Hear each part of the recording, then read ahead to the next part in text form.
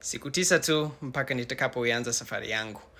Na kama nilivyoahidi jana, nitakuwa natoa neno kidogo kila siku. Sasa neno ambalo ninataka kutoa leo ni kwa vijana hasa. Ikiwa wewe ni kijana, naomba unisikilize kwa makini. Unajua kati ya zile amri 10 za Mungu, kuna amri moja katika kitabu cha Kutoka sura ya 20 mstari wa 12.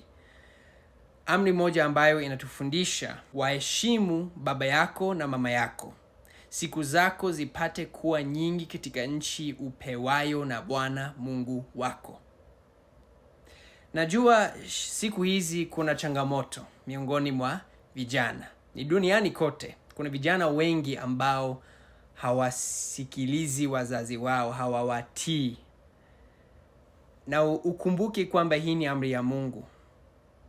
Na mimi nimeona katika maisha yangu kwamba kwa sababu ya yale wazazi wangu wameweza kupitia, wana hekima ambayo inaweza kunisaidia mimi.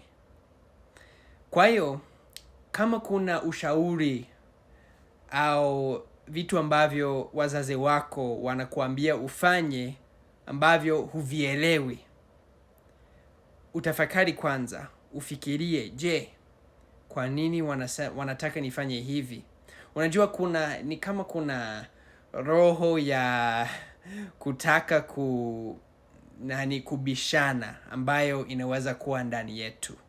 Hasa kwa vijana, sijui ni kwa nini, lakini mara nyingi vijana tunaweza kuhisi, mimi najua kilicho bora kwa ajili ya maisha yangu. Acha niende zangu nifanye vitu vyangu. Lakini ninajua kwamba Mungu ametupatia familia kwa ajili ya kutusaidia.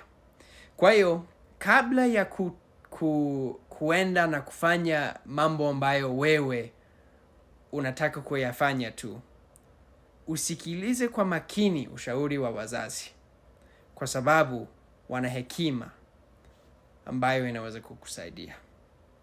Mungu awabariki, uwe na siku njema.